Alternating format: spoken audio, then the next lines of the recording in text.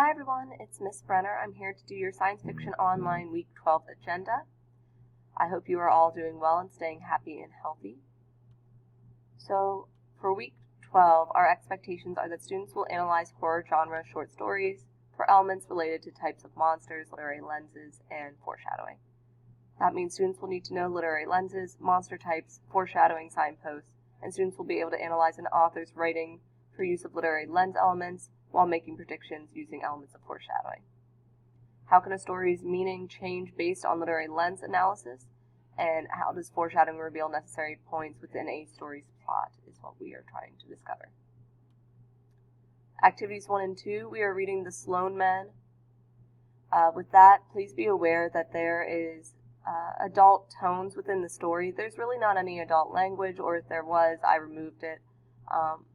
If you are uncomfortable reading this story, or you're not sure if you're going to be comfortable reading this story, please contact me. I will find you a different story to read. The Sloan Men is by David Nichol. It is a short story. It can be found in the Activity 1 and 2 folder.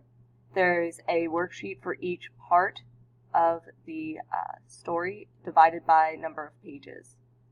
Also, do be aware that we are going to go back to thinking about the Sloan Men story in Activities 3 and 4 with a discussion post. Our creative writing for this week, there are 4 different posts. So our 4 different prompts are: write a story set in a salon or a barbershop. Write a story about a character who's too polite to tell someone they don't like a gift that they have received.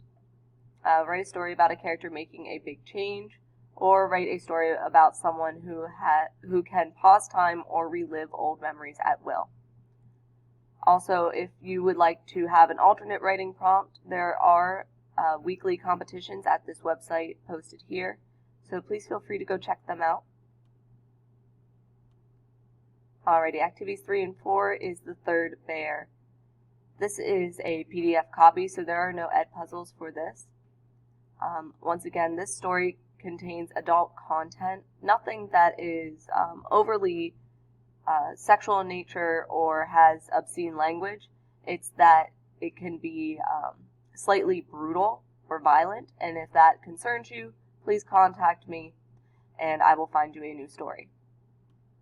The Third Bear by Jeff Vandermeer is a PDF copy that can be found in the Activity 3 and 4 folder for Week 12.